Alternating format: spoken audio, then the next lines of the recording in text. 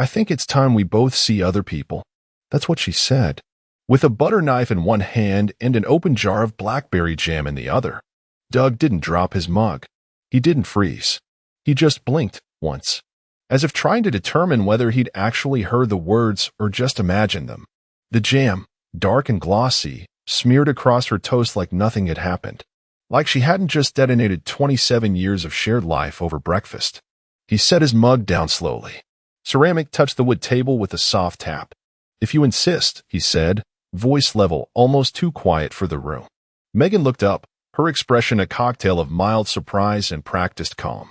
She tilted her head. "That's it. You're not even going to?"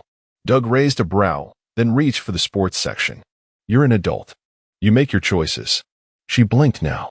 A flicker of something passed through her eyes. Doubt, maybe, or annoyance that the script wasn't playing out the way she'd rehearsed in the mirror. But Doug was done offering performances.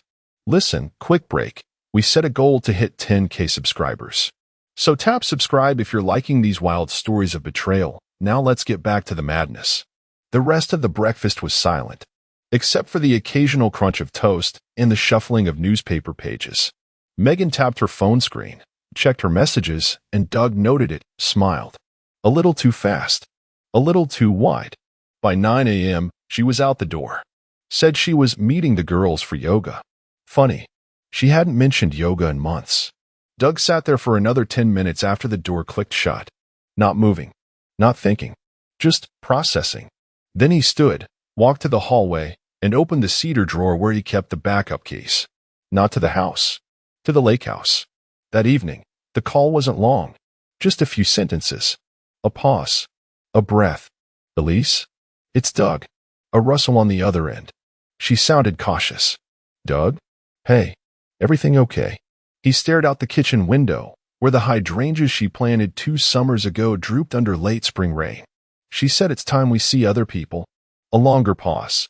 Then, "I'm not calling to complain," he added quickly, already anticipating pity. I need a change of scenery. And I figured you might understand." Her voice softened. "You going to the lake?" "Yeah, I'll bring wine." He hung up, exhaled once, and finally allowed himself to feel something. But not anger, not sorrow, just a strange, electric stillness. Like the moment before a system reboots. Later that night, Megan returned. Her hair damp, the faint smell of someone else's cologne clinging to her clothes. She didn't notice that his suitcase was gone. She didn't notice that half the photo albums were missing from the den shelf. She definitely didn't notice the empty hook where the lake house keys used to hang. She poured herself a glass of wine and turned on the TV, chuckling at a show he used to watch with her, once. Doug was already miles away by then, watching the same rain fall over Lake Pend-Oreille, with a bottle of Glenlivet and one glass. Just one. The old him would have fought, would have demanded answers, begged for clarity, asked, why? But the old Doug was obsolete. She'd made that clear. And as a retired systems analyst, Doug knew, when the software breaks, you don't scream at it. You replace it. Quietly. Efficiently. Without warning. And sometimes, just sometimes, you restore an older version of something far more valuable. Something stable. Something loyal. He looked at the fireplace. Then down at the screen of his phone. A message from Elise. 4 words. Leaving now. Bring matches. Doug smiled, for the first time in weeks. The next morning, Doug opened the closet, pulled down a single duffel, and laid it on the bed. No frantic packing. No tears. Just methodical movement, like a man preparing for a fishing trip, not a marital ejection. He selected his clothes not by sentiment, but by utility. A few button-downs, a pair of hiking boots, his old flannel robe. He didn't touch her side of the closet. Didn't even glance at it. Then came the photo albums. 4 of them, each leather-bound and dusted from years of disuse. They weren't on display. Megan said they cluttered the shelves. But Doug had always liked them. His fingers hovered over the spines. One had a Polaroid of them in '99, smiling outside their first house, faces younger but just as uncertain. He slid it into the box. Not because he wanted to remember, but because she'd already started forgetting. He left a note on the counter. No grand farewell. Just taking some time. Don't wait up. D. Then he backed his truck out of the driveway and pointed it north toward Lake Pend-Oreille. The house by the lake had been their retirement dream until Megan decided dreams were dull. So Doug finished the renovation himself, refinished the deck, rewired the plumbing, even put in a new wood stove, which she'd called too rustic for her Pinterest boards. Now it was home. The moment he unlocked the door, something shifted. Not peace, exactly. Not yet. But clarity. He walked inside, opened the windows wide, and let the wind erase whatever scent she'd left behind on his shirts. By noon, Elise arrived. She didn't knock. She just stepped inside with a bag of groceries and a look that said, "I knew she'd do this eventually. You want coffee or something stronger?" Doug asked, gesturing to the liquor shelf. She raised an eyebrow. "It's 11 a.m. Exactly. They drank coffee on the deck, watching a pair of loons drift by on the water. Neither of them talked about Megan. Not directly. Just enough silence to say we don't need to. Back in the city, Megan was already rewriting the narrative. At brunch with her yoga friends, she sighed dramatically between bites of arugula salad. "Doug's going through something," she said. "A sort of late-life crisis. Isolation, maybe. You know how men get after retirement." They all nodded. Sympathetic. Predictable. But later that week, her friend Joni sipped a mimosa and casually mentioned, "Oh, I passed by your lake house the other day. I think I saw Elise's Subaru in the driveway." Megan froze for half a second, barely enough to notice. But the twitch in her left eye betrayed her. "Elise," she repeated, too evenly. "No, she said she was visiting her sister in Portland." Joni shrugged. "Maybe she stopped by. Cute little spot, though. You guys ever stay there?" Megan smiled tightly. "Not for years." Back home, Megan stood in front of the hallway mirror for an uncomfortably long time. She didn't like the way she looked lately. Not tired. Just faded. The kind of look a man forgets after enough quiet breakfasts and invisible evenings. Her fingers hovered over her phone. She considered calling Elise, but didn't. Instead, she scrolled through her messages until she reached the one from Jeff. Work retreat. She stared at the last photo he'd sent. Him in a hotel gym. Shirtless. Flexing. It suddenly looked cheap. At the lake, Doug stood barefoot on the dock, skipping stones across the evening water. Elise was inside making something that smelled like rosemary and garlic. He wasn't smiling, but he wasn't frowning either. He just looked steady, unshakable. The kind of man a woman forgets at her own peril. The snap of the screen door echoed like an old memory, familiar, sharp, and strangely comforting. Elise stepped into the lake house kitchen with 2 canvas bags looped over her arm and a bottle of Pinot Noir cradled against her ribs. She wore her usual denim jacket, hair in a loose twist. No makeup. Not because she didn't care, but because she never needed it. Doug looked up from the stove. He was boiling water for pasta, or maybe just pretending to. "You always bring wine," he said. "You always act surprised." She smirked, setting the bottle on the counter. "Still drink it with ice?" He paused. "Only when I want to be judged." She laughed, that low, raspy kind of laugh that had always caught him off guard. The kind that sounded like it belonged in smoky blues bars or in quiet kitchens, not at brunch tables with Megan and her curated circle of judgment.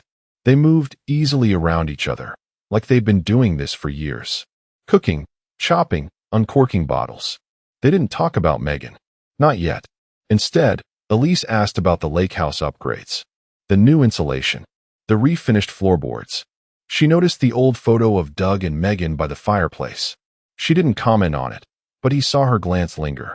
By the time the fire was roaring, they'd moved to the couch, 2 glasses deep, watching the flames like they held answers to questions neither of them was willing to ask.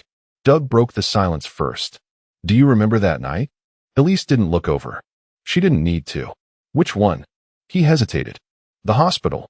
After the miscarriage." She inhaled slowly, almost imperceptibly. "Of course I do. It had been 20 years ago. Megan had lost the baby at 16 weeks. Doug had been wrecked, quietly, inwardly, the way men are trained to suffer. Megan had cried for days, but eventually moved on like it was a season that passed. Elise, on the other hand, had shown up with soup and stayed until 2 a.m. They sat in the kitchen, him and Elise, speaking barely a word. At some point, she'd reached out, just touched his hand. Their faces had been inches apart. He remembered the way her eyes looked in that moment. Sad, yes, but also fiercely loyal. Protective. I should have kissed you, Doug said quietly. Elise didn't flinch. She took a slow sip from her glass and set it down. You weren't mine to kiss. They sat in silence again, but it wasn't empty this time. It buzzed, like the second before thunder. Outside, rain tapped lightly on the roof. Eventually, Doug leaned back and let his head rest against the cushions. Elise stood, grabbed a blanket from the chair, and draped it over him without a word. Sleep, she whispered. You look like you haven't in years. She left the fire burning low, turned off the kitchen light, and disappeared into the guest room. Doug didn't wake once. Back in the city, Megan sat in her car outside a wine bar with Jeff from work. She checked her phone. Still nothing from Doug. Her lips curled into a smirk as Jeff said something arrogant and empty. She laughed, louder than necessary. But her eyes drifted to the rearview mirror and stayed there, not because she cared about traffic, but because she didn't like the way her own reflection looked under dim parking lot light. Like someone watching something slip away. Something she thought she'd caged long ago. Megan never liked silence. Not the real kind, anyway. The kind that didn't pause, it just vanished. Doug's silence wasn't wounded. It was worse. It was comfortable. 3 days had passed since he left. She didn't call, didn't text. Told herself it was strategy, not pride. Let him sulk, she told her friend Casey over soy cappuccinos. He'll come around. But Doug didn't sulk. Doug disappeared. By day 4, Megan's thumb hovered over his contact. She didn't press it. Instead, she reached for her oldest trick, social probing. So, Elise, she said that Friday during their post-tennis brunch. She said it casually, as if Elise was a loose end in a story she barely remembered. Casey blinked. Haven't seen her in a while, actually. She skipped brunch 2 Sundays in a row.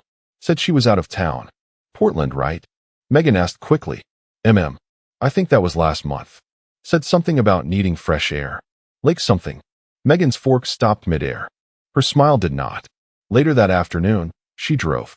Not out of jealousy, Megan told herself, but out of curiosity. It was her right, wasn't it? She helped pick the tile in that lake house. It was practically hers. The gravel crunched under her Lexus tires as she coasted past the narrow bend that opened onto Doug's property. She slowed, headlights off.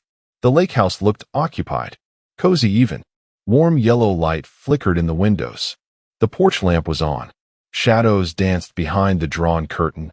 2 figures, not facing each other, but near. Too near. Doug's silhouette leaned in briefly. The second figure's hand lifted. Wine glass, maybe. Megan's stomach twisted. It wasn't a violent jolt. It was precise. Like something calibrated, inevitable. She parked a few 100 feet away and got out. Cold air bit her ankles. She walked quietly across the grass until she could just barely see inside. 2 plates on the table. Steam rising from a cast iron skillet. A fire roaring in the hearth. And then Elise stepped into view. Hair down. Wearing one of those oversized cardigans she always claimed was just for home. Megan didn't move. She just stood there, watching the glass fog slightly from inside. She called Elise's phone. No answer. Again. Voicemail. By the time she got home, her hands were shaking, but not from cold. She poured herself a generous glass of wine, opened Instagram to distract herself, and stopped mid-scroll. Doug had posted. He never posted. A single photo. Grilled salmon on cedar planks. A bottle of red. Lake in the background. But it wasn't the food. It was the wine glass on the table. One full. One half full. The hand resting near the stem of the second glass wore a silver bracelet. Elise's bracelet. The one Megan had given her for her birthday 5 years ago. Suddenly the silence wasn't mysterious. It was humiliating. Doug hadn't vanished. He had recalibrated. She hadn't lost a husband. She had forfeited a witness. One who now had better company. Megan shut her phone off, dropped it on the marble countertop, and stared out the window. But the city lights looked dimmer tonight. And the silence? The silence now grinned. The morning sun was cruel. Megan sat in the kitchen, robe clinging too tightly, espresso cooling untouched. Her phone lay face down on the table like it had betrayed her. In a way, it had. Doug hadn't responded. Not to the first message. Not to the second. Not even to the one she almost deleted twice before hitting send. Can we talk? Maybe I was rash. She timed it carefully, 8:06 a.m., right when she knew he'd be sipping his second cup of black coffee, scrolling headlines with military precision like always. But Doug didn't bite. 8 hours later, when she'd nearly convinced herself he hadn't seen it, her phone buzzed. Just once. No typing bubbles. No ellipses of hope. One message. For words. No need. You were clear. Megan stared at the screen so long it locked itself. She unlocked it again just to confirm he hadn't said more. He hadn't. No curiosity. No anger. No, what do you mean? Rash? Just that maddening, surgical sentence. You were clear. And he was right. She had been. She delivered her little bomb at breakfast with a dollop of jam and a smug tone of modern empowerment. She expected confusion, protest, drama. But Doug recalculated. And now he was gone. No begging. No pleading. No breakdowns. Just gone. She stood abruptly, knocking her chair sideways, and stalked into the den. Poured herself a splash of bourbon even though it was barely noon. Her hand shook as she typed the next message. Are you seeing someone? No punctuation. No explanation. She had sinned and stared. Watched the delivered stamp appear. And then nothing. No read receipt. No reply. Just the cold glow of her screen like a digital shrug. Minutes passed. Then 20. Then an hour. She refreshed his Instagram. No new posts. She checked Elise's. Still private. Always private. Megan clicked. Unfollow. Then follow again just to reset the notification. Maybe Elise would see it and feel something. Another hour passed. Still no reply. She walked to the mirror in the hallway. Her reflection stared back. Elegant, composed, controlled. But even she didn't buy it anymore. The moment cracked when she muttered, "He's bluffing." Then, without warning, she hurled her phone across the room. It struck the wall near the bookshelf, splintering the corner of a framed photo, her and Doug at a fundraiser 6 years ago. She stared at the cracked glass, at her own smile frozen next to his. It used to be hers, that smirk, that quiet steadiness in his eyes. Now it belonged to someone else. Someone who cooked salmon with him on cedar planks and laughed in soft, private spaces. Megan paced the living room, chewing at a thumbnail. The silence in the house wasn't peaceful, it was mocking. Every quiet corner whispered. You thought he'd chase you. You thought he'd break. You thought wrong. She glanced at the wall clock. 5:17 p.m. Doug still hadn't replied. Her mind raced. Maybe Elise was just being a friend. Maybe Doug was testing her. Maybe he was just pretending. But beneath those fragile excuses, the truth pressed hard. Megan had fired a shot expecting smoke, and got a precision strike instead. Doug wasn't pretending.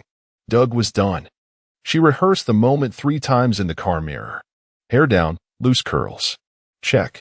Light makeup, just enough to say I'm still the woman you married, not I'm trying too hard. Check.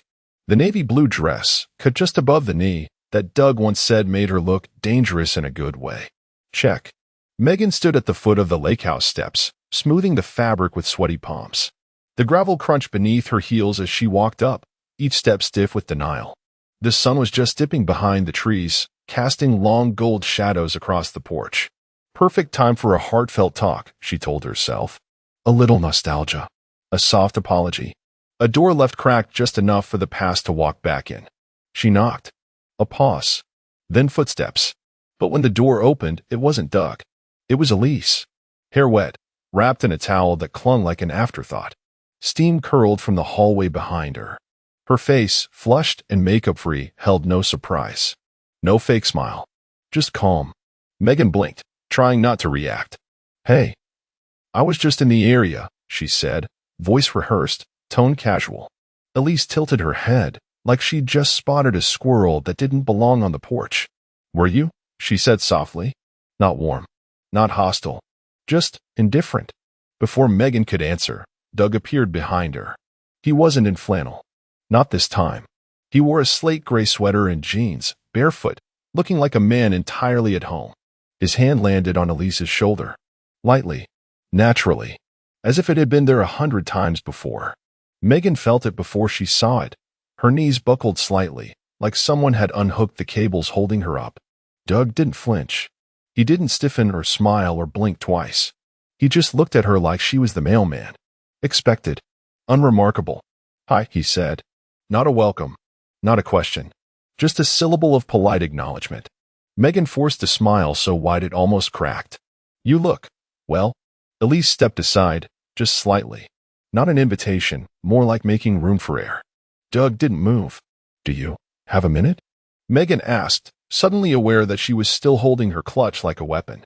Doug exchanged a glance with Elise, one she wasn't privy to. Then, gently, he said, we're actually in the middle of something. The words weren't cruel. They were worse. True. Megan's throat tightened. She tried to pivot. I just wanted to make sure you were okay. Doug's hand never left Elise's shoulder. I am. Her voice cracked just slightly. This isn't how it was supposed to go. He nodded slowly. You're right. Then Elise turned to him and said, I'll finish setting the table, and disappeared into the house, leaving Megan outside, still smiling, still clutching her little black clutch like it held her dignity. Doug stepped forward half a pace. You said you wanted to explore other options. This is one. Her eyes scanned his face for something: pity, anger, a flicker of doubt. But there was nothing left to grab, nothing to twist. He was already gone. She was just late in noticing. I didn't think you'd, she began, but he raised a hand, not to silence her, just to stop the performance. I know, he said. You thought I'd wait. And with that, he turned, walked back inside, and closed the door behind him. Not slammed. Closed. The kind of closing you don't come back from. The next evening, Megan returned. She didn't knock this time. She stood at the threshold of the lake house like a woman trying to reclaim something she never fully owned. She'd spent all day rationalizing. They're just playing house. It's nothing real. He's hurt. He's reacting. But hurt men don't serve wine in decanters and light cedarwood candles before dinner. Doug opened the door himself, without surprise or annoyance. Elise is making halibut, he said. You can stay, if you're hungry. The tone was formal, civil, the kind people use with ex-colleagues, or neighbors, or ghosts. Megan hesitated, half expecting Elise to protest. But she didn't. She simply emerged from the kitchen carrying a ceramic dish, set it gently on the table, and laid out 3 plates. Megan noticed the napkins were cloth, folded into triangles. Elise always folded hers that way. They sat. Doug at the head. Elise to his left. Megan, uncertain, took the seat across. It felt too far to reconnect, too close to hide. Conversation hovered at 10,000 feet. Doug asked about her car's tire issues. He'd noticed the wear last winter. Elise complimented the dress Megan wore. Megan offered thanks like it tasted wrong in her mouth. No one mentioned a thing between them. That jagged, smoking crater in the middle of the table. It was Megan who finally broke the script. She set her fork down, still untouched, and leaned forward. Doug. I've been thinking about what we had. Doug didn't stop cutting his fish. You've had time to. I didn't mean. He looked up, calm, unbothered. You wanted other options. This is one of them. A silence fell so thick it felt engineered. Like the room itself had paused to hear what would come next. Elise said nothing, but she looked straight at Megan. Not cruelly, not smugly, just directly. Megan felt the weight of it. The accusation not spoken. The question not asked. Why did you throw it away? She reached for her glass, realized it was still full, and placed it back down. Her fork scraped the plate once as she adjusted it, and then rested beside the untouched food like a flag of surrender. Doug reached for Elise's hand, casually, beneath the table. It wasn't meant for show. It was just normal. Routine. Something real. Megan's stomach clenched, not from hunger, but from the sudden understanding that she had walked into a scene, not a conversation. She wasn't a participant. She was an audience. A forgotten character watching the sequel unfold. When Elise rose to clear the plates, Doug stood with her. Thanks for coming by, he said. Not, let's talk again. Not, this isn't over. Just, thanks. Megan nodded mechanically. Rose. Outside, the wind had picked up. The trees whispered things she didn't want to hear. As she walked to her car, Megan glanced back through the window. They were laughing at something. Not loudly. Just enough. And in that moment, it hit her, not like a crash, but like a slow, cruel leak. She hadn't just lost him. She'd made sure someone else found him. She waited until midnight to write it. The house was dark except for the amber glow of her desk lamp. Megan sat hunched over the oak writing desk Doug had given her for their 10th anniversary, a gift he'd customized with secret drawers and dovetail joints. back when he still believed in permanence. She wrote longhand, the way she used to when apologizing meant something. Her pen scratched across the page with urgency, the loops in her handwriting growing messier the more truth she tried to hide in elegance. It wasn't an apology, not exactly. It was a plea disguised as reflection. Pages of half remorse, selective memory, and strategic guilt. She mentioned the miscarriage. She mentioned how people change, how marriage is never simple. She wrote that she had made a mistake, but only because she thought they had both given up. That she never stopped loving him. That maybe there was still time to fix what was broken. That he didn't need to make things final. She signed it with her full name. Folded it twice. No envelope. No perfume. She drove out to the lake house under a moonless sky, headlights carving a pale path through the pine-lined road. Gravel crunched like bones under her tires as she coasted up to the mailbox, the same one she'd painted a soft green the year they bought the place. She slipped the letter in and paused. Some childish part of her expected the air to shift, for the trees to whisper some hint of mercy. They didn't. She drove home without looking back. The next evening, Doug and Elise sat by the fireplace, the kind of quiet between them that only exists when no one needs to be entertaining. He sipped bourbon. She read a dog-eared novel. Outside, snow flirted with the edges of the deck. Elise stood and walked to the front door. "Mail's here." She returned with a few catalogs, a gas bill, and the letter. She held it up like a curiosity. From Megan. Doug didn't react. He took it, unfolded it, and read every line in silence.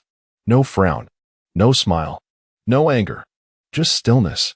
When he finished, he looked into the fire. The flames licked at the logs, hungry and wild, casting gold across the stone hearth. Doug stood, walked to the edge of the fireplace.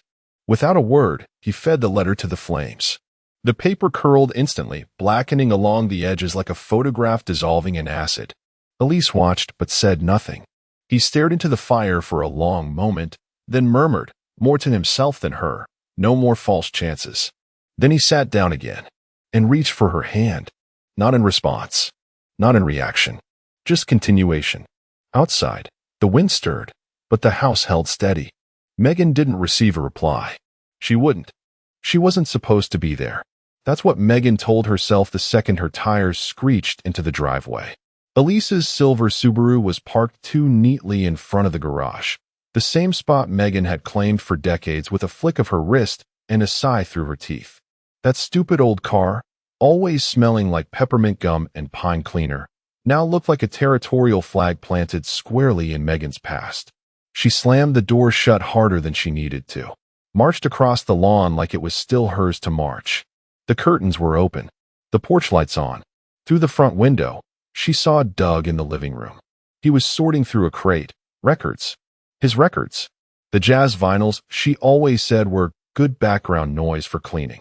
His back was to her, slow, methodical. Elise walked in from the hallway, arms full of tools. His tools. The ones Megan had moved to the garage cabinets years ago because they cluttered the vibe. She set them on the couch, like she knew exactly what belonged to him. Megan didn't knock. She barged in. The door wasn't locked. Doug didn't even flinch when she stepped inside. "Why is she here?" Megan's voice cracked between fury and panic, the pitch unfamiliar to even her own ears. Elise glanced up.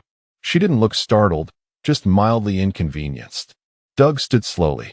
His eyes were calm, resigned. The kind of expression you wear at a funeral you saw coming for years. "She's part of my life now," he said. "Just finishing the last page." "The last page." Megan echoed, breath catching. "This is our house." Doug looked around. "No, it was. I've already signed the transfer. My name's coming off everything next week." "You don't get to do that," she said louder now. "Not with her. Not with her." Elise didn't speak. She just turned and picked up another crate. Doug watched her with something Megan hadn't seen in years, quiet regard. "She was my friend," Megan hissed. "Mine." Doug didn't shout, didn't even raise his voice, just said flatly, "She was." Megan's mouth opened, then closed. He stepped forward, not threatening, just clear. "You threw us both away. I just didn't realize it at the time." The words landed like a dropped cinder block. Megan stood there, breath shallow, heartbeat pounding like a warning siren in her ears. The room around her, her curtains, her art, Her chosen light fixtures suddenly looked foreign, decorated for a woman who no longer existed.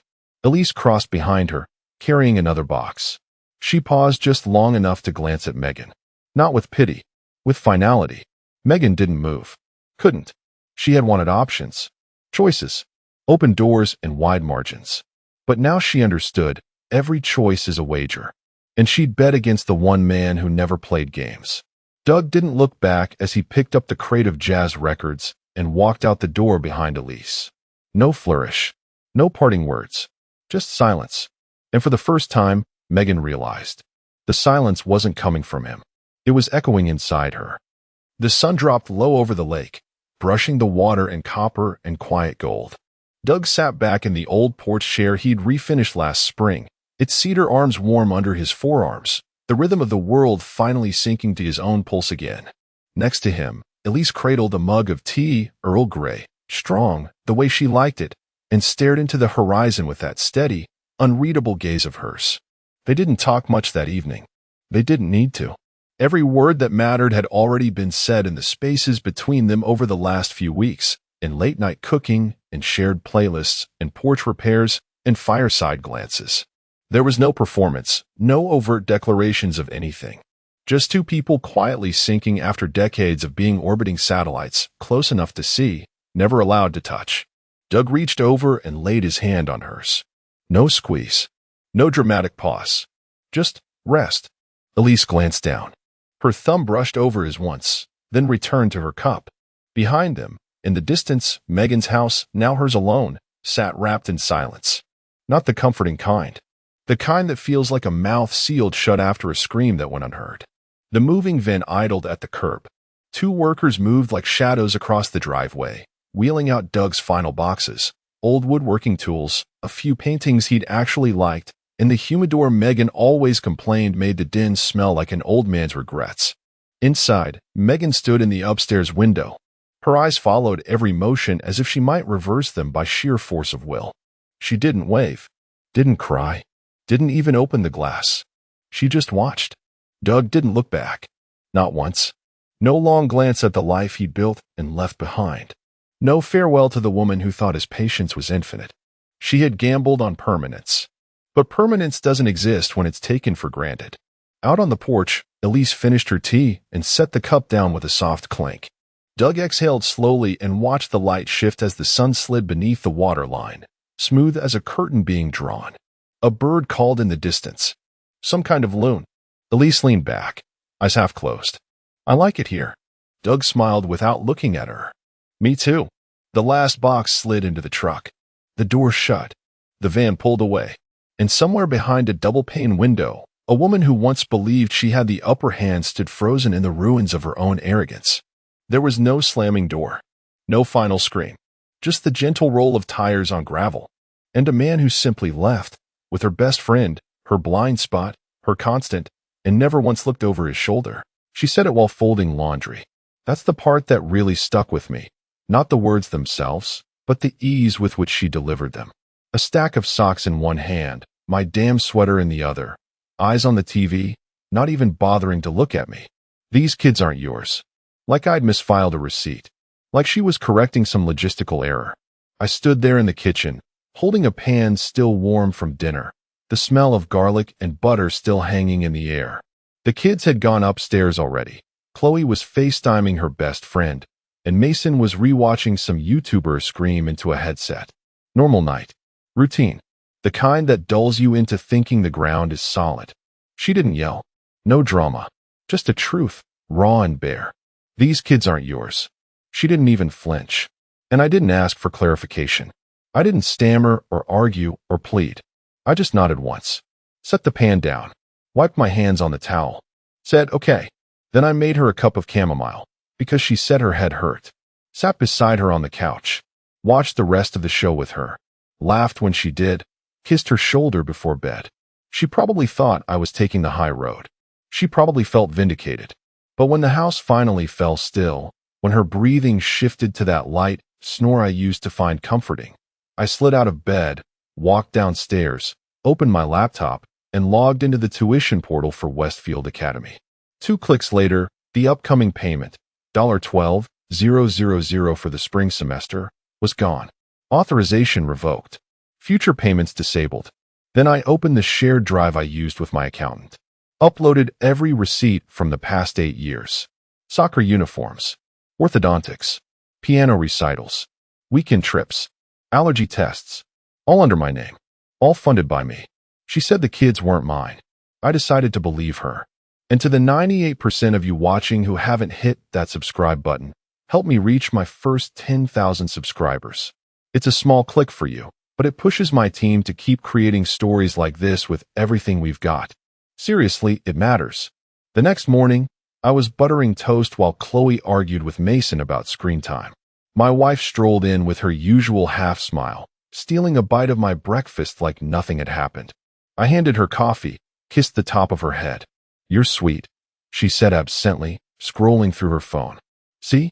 I knew you'd get over it." Over it. Like it was a mood. A moment. A stub toe on the path of marriage. She didn't realize what I'd taken from that moment. She didn't realize she'd just given me permission, not to stop loving the kids, but to stop pretending I didn't notice the quiet erasures. The way she'd started calling me he when speaking to friends. How my framed photos disappeared from her office. How the school started copying only her on emails. She had been rewriting the story for a while. She just didn't expect me to hand her the pen back. The Westfield parent portal had this pastel blue interface, like a pediatrician's office. Cheerful fonts. Little icons shaped like books and backpacks. I'd logged in hundreds of times. Paid every invoice before the paper one even made it to our mailbox. Field trip to DC? Done. Chloe's iPad rental for remote learning? Sure. Mason's aftercare during flu season when my wife couldn't be bothered to pick him up? Always me. This time, I scrolled straight to the billing tab. No hesitation. Upcoming payment, $24,000. Spring term, due in 4 weeks. I clicked the authorization settings drop-down. Withdraw future payment authorization. One more prompt. Are you sure? Yes. Final confirmation. Yes, I'm sure. The screen flickered. The portal refreshed. A friendly message popped up. Payment authorization successfully canceled. There was no explosion. No alert. Just silence. Like walking out of a room and softly shutting the door behind you. I took screenshots of every invoice I'd paid since 2013. Archived them into a folder I renamed History.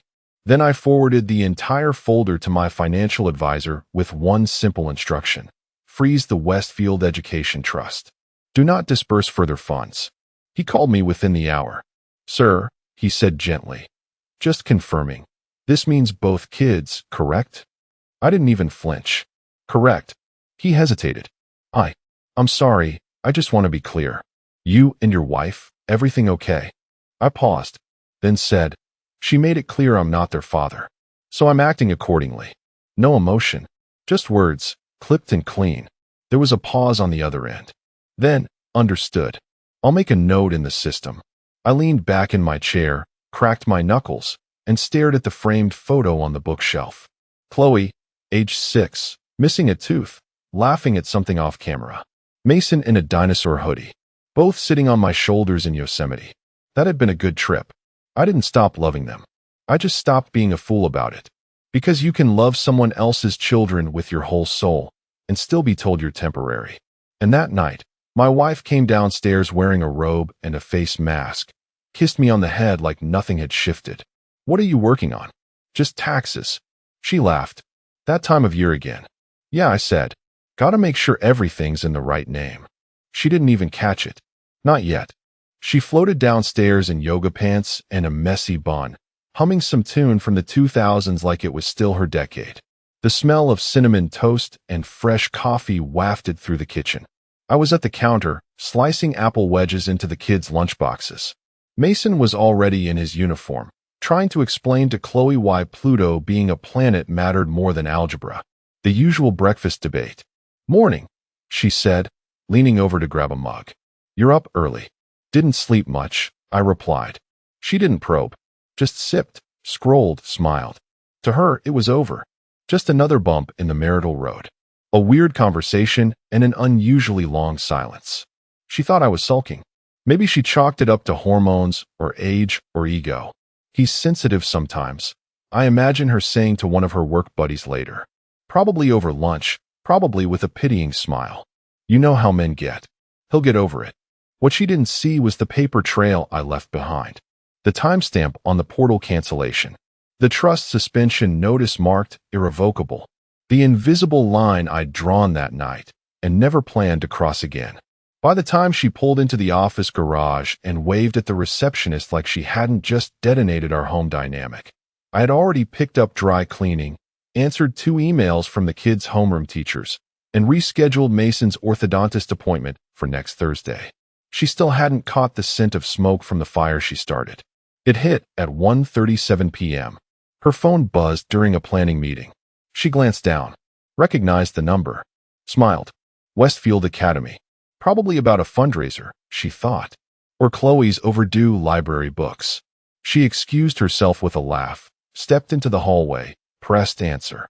Hello, this is Ms. Callahan. The voice on the other end was professional, measured, polite, but distant. Hi, Ms. Callahan. This is Patrice with the billing department at Westfield. We're just confirming how you'd like to handle tuition for the upcoming semester. Your partner removed payment authorization last night. Should we send the updated invoice to your email or home address? There are moments in life when time stutters. Her fingers clenched the phone just a little tighter. Her voice caught in her throat before she found the right pitch. I'm sorry. He what?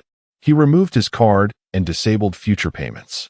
We're assuming there was a change in financial responsibility?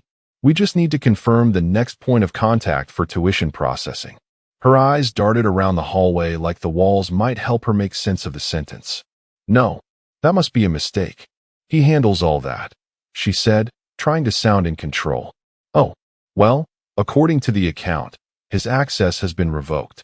The system shows your email added as primary on file. Is that preferred?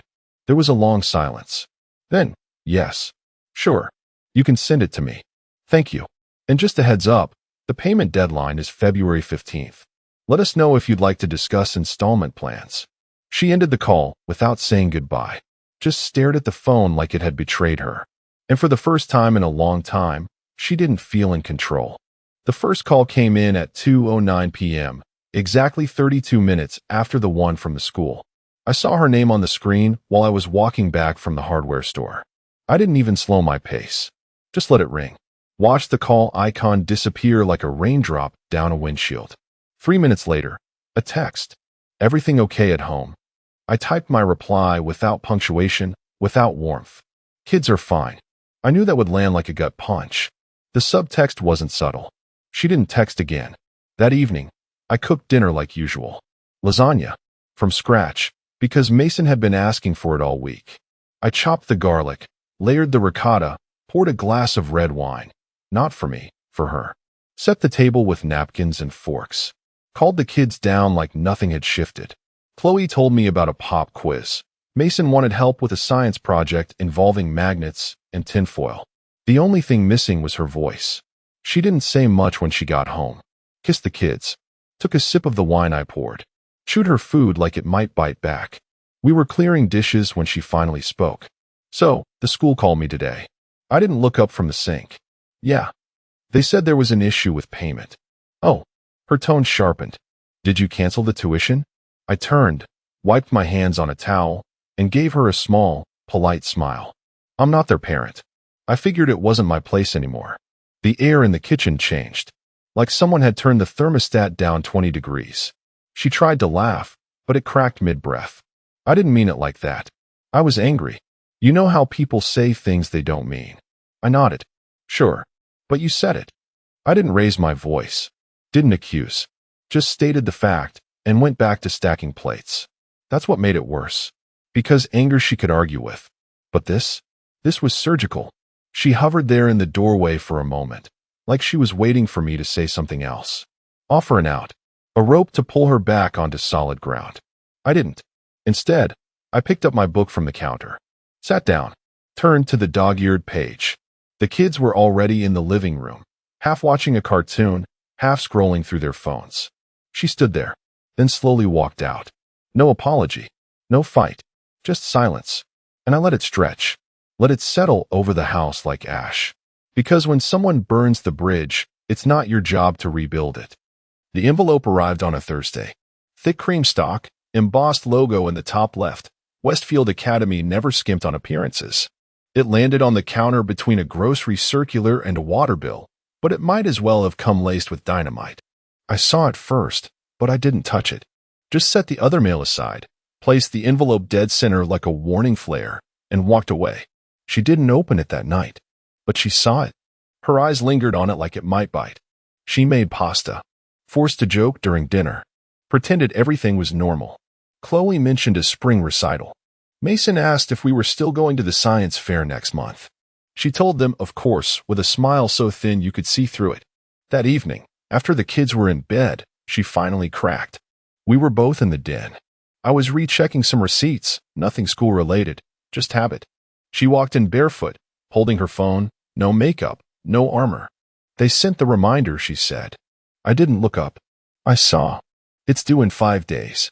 I nodded. That's what the email said. There was a pause. She stepped closer. So, you're really not paying? I closed my laptop gently and looked her dead in the eye. You said they're not mine. I'm honoring that. Her face twisted. You're punishing the kids. No. I'm stepping back. Like you told me to. You made it clear I'm not their parent. They love you, she snapped. I raised an eyebrow. Do they?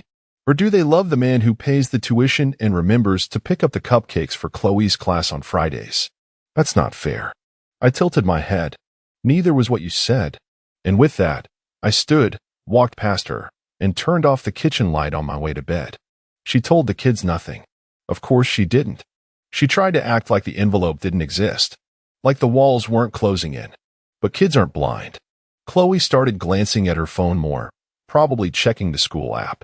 Mason stopped asking about the science fair. They didn't know the details, but they felt the chill.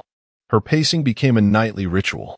After dinner, after dishes, she'd walk laps in the hallway, phone in hand, occasionally stopping to stare at the envelope, still unopened, still looming. She tried moving money that weekend.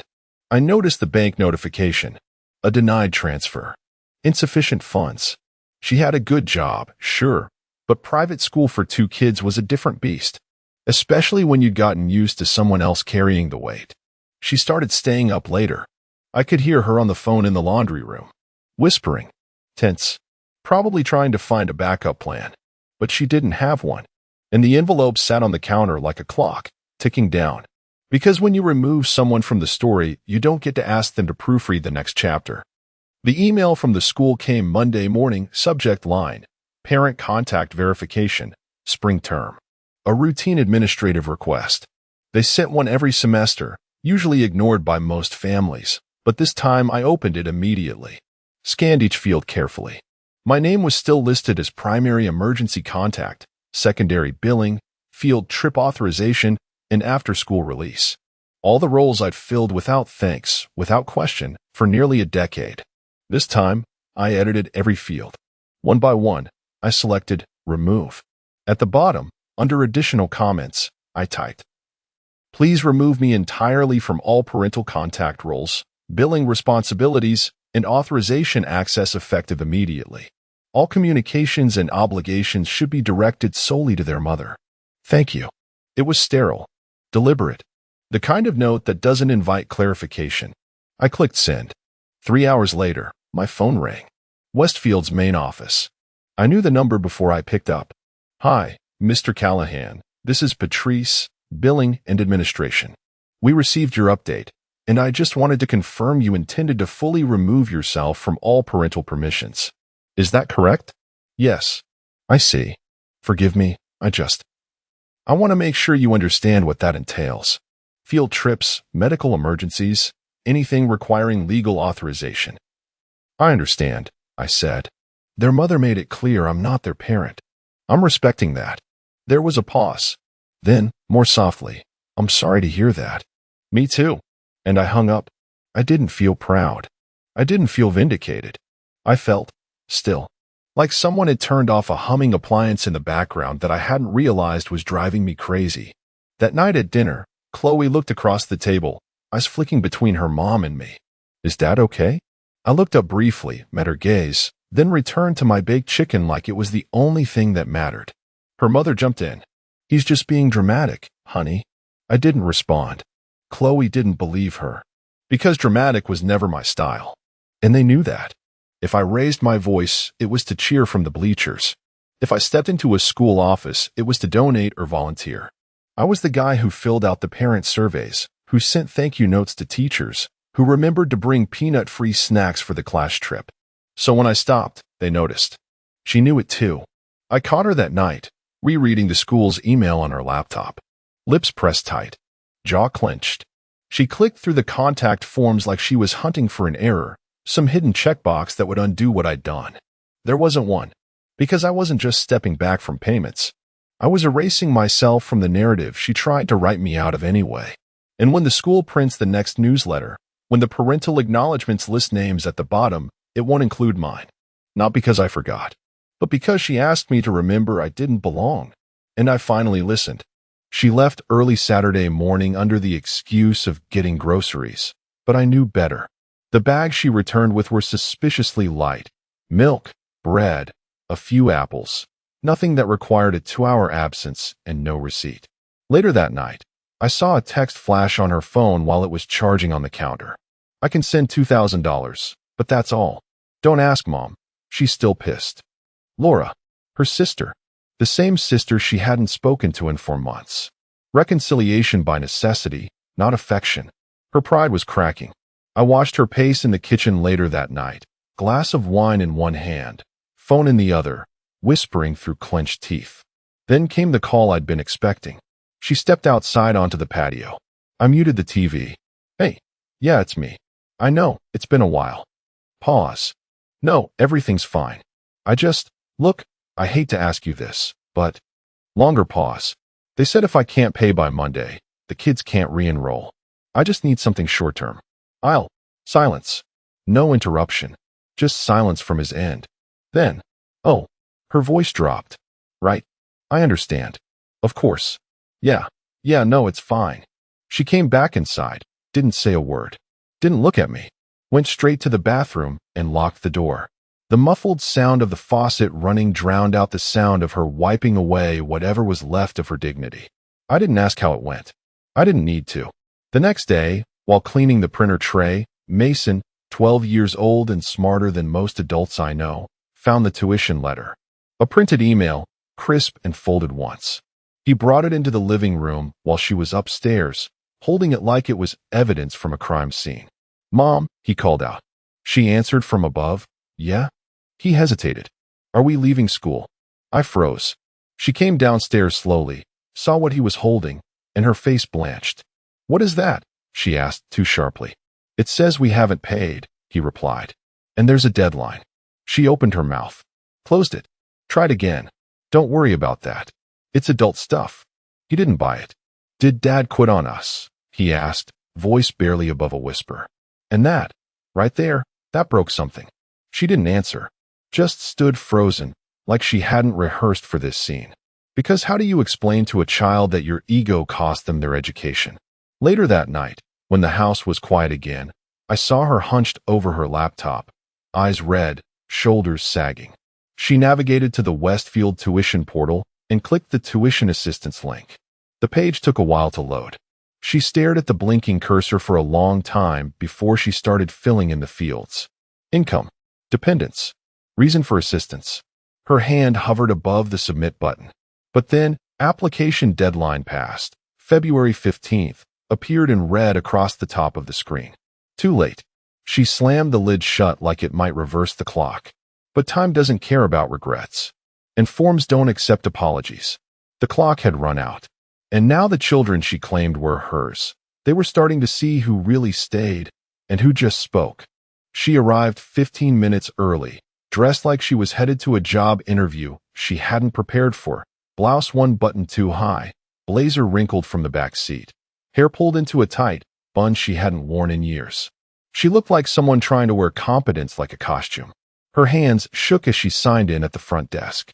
The receptionist, bright smile, perfectly clipped syllables, asked if she wanted water. She declined.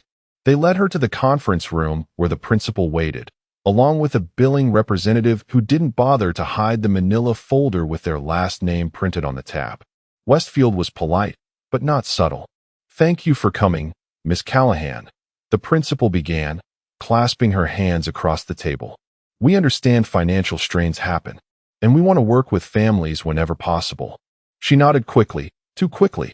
"Yes, I appreciate that. I just need a little time." The woman from billing flipped through the folder. "Tuition for both Chloe and Mason is currently unpaid. The deadline was last Monday. We're prepared to extend the due date 2 weeks, under the condition we receive updated financial documentation." "Yes, of course," she said, digging in her bag for a manila envelope stuffed with recent pay stubs, bank statements, a letter from her employer, everything she'd rushed to collect after the portal denied her assistance application. The woman accepted it, began leafing through. "And the father?" the principal asked casually, like she was asking about the weather. She froze, blinked. The pause stretched. "He's not involved anymore." The room chilled. The billing rep looked up slowly. "I'm sorry. He's been the only financial contact for the last 10 years. The principal leaned forward, gently, but with clear concern. "Was there a change? Is he all right?" She swallowed. Her voice cracked just enough to break the veneer. That was his decision. No one said anything for a beat too long. The woman from billing nodded slowly and made a note on the form. "All right. Well, we'll process this and follow up by Friday." The meeting ended with tight smiles and limp handshakes. No warmth, just polite distance. She walked out of the building like someone who had held it together for too long. In the parking lot, she climbed into the driver's seat and gripped the steering wheel. Her eyes stared straight ahead, unmoving, unfocused. Then, slowly, the tears came. Not loud, not dramatic, just quiet, steady streams she didn't bother to wipe away. Because that conference room wasn't just about tuition. It was a funeral for the image she'd clung to, the story she'd told herself, that she was in control, that she didn't need him, that she could fix it all with a well-timed smile and a carefully curated lie. But now, she'd said it out loud. He's not involved anymore. And for the first time in months, maybe years, no one believed it was by accident. Dinner that night was awkward from the first spoonful. Chloe picked at her mashed potatoes. Mason stacked peas into a pyramid, which slowly collapsed onto his chicken. The clinking of forks on ceramic was the only soundtrack. No laughter. No teasing. No, guess what happened at school today? Just tension. Thick and sour, like something had gone bad in the fridge, and no one could find it. She'd made me loaf. A peace offering, probably. It used to be my favorite. I ate it out of politeness, not hunger. She kept glancing at the kids, waiting for one of them to break the silence. They always did eventually. But not tonight. Tonight, they were waiting for me. It was Mason who finally spoke. "Did Dad leave?" My fork froze midair. I looked at him, then at Chloe, who was staring hard at her plate like it might have answers. Then at their mother, who suddenly found something extremely interesting in her water glass. I took a breath. Steady. Slow. "I'm here," I said calmly. Mason didn't flinch. "But you're not paying for school anymore." I nodded. "That's true. Why not?" Chloe asked quietly, not looking up. I glanced at their mother again. Still silent. Then I said it. "Because your mom said I'm not your father." The air collapsed, like someone had yanked the gravity out of the room. Mason blinked, confused. Chloe's mouth opened, but no sound came out. They both turned to look at her. She didn't speak, didn't deny it, didn't explain. Just sat there, lips pressed tight, hands clenched in her lap like a child caught lying and too proud to admit it. I turned back to them. "That's not your fault," I said, gently but clearly. "None of this is. But it means I don't get to make those choices anymore. Not about school. Not about money. That's what happens when someone says you don't belong." They just stared. At me. At her. At the space between. She still didn't speak. Because what could she say? That she didn't mean it? That it was a joke? That a decade of love and doctor visits and night terrors and birthday cakes meant less than one petty comment? I stood up, quietly. Took my plate to the sink. Rinsed it clean. Placed it in the dishwasher. Wiped the counter where a drop of ketchup had landed. Then I walked out of the kitchen. No speech. No drama. Just the weight of something irreversible settling into the walls. That's the thing about words. They don't unsay themselves, especially not when your kids hear the silence that follows. The envelope from the school arrived on a Friday afternoon. No embossed crest this time. No warm pleasantries. Just a blunt header in all caps. Final notice. Tuition unpaid. Enrollment terminated unless paid in full. No more extensions. No more sympathy. No more polite phone calls. The balance sat there in thick black ink. A final number. $24,000. No wiggle room. No installment plans. No deferments. She stared at it for a full 10 minutes without moving. Then she scrambled. She pulled open drawers. Logged into 3 bank apps. Made 2 calls to no one who picked up. Tried a credit card that had always been her emergency parachute. Declined. Twice. The math didn't care how sorry she was. She found me in the garage. I was oiling the hinges on the side gate, something I'd been meaning to do for months. It squeaked every time the kids took the trash out, and they always forgot to close it properly. A small task. A bit of normalcy. She didn't even knock. Just stepped in and stood there with the letter crumpled in her hand. They're going to be pulled out of school, she said, as if I didn't already know. I didn't stop working. I tried everything, she added, voice cracking. My credit's maxed, my sister's done helping, and their father, you know what he said. Still, I said nothing. Finally, she dropped the act. I need your help.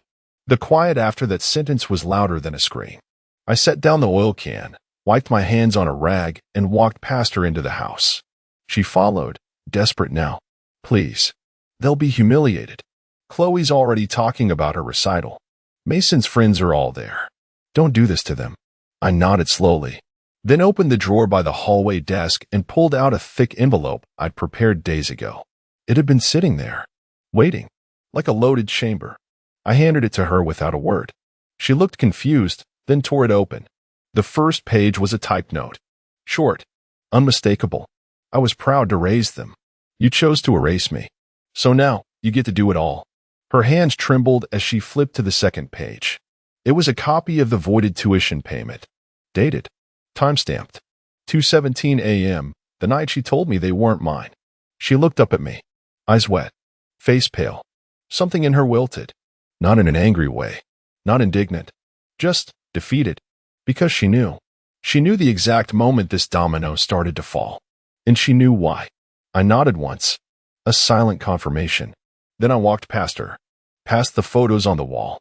Past the half-packed backpack Mason had left by the stairs. Past the open door. I didn't slam it. Didn't say goodbye.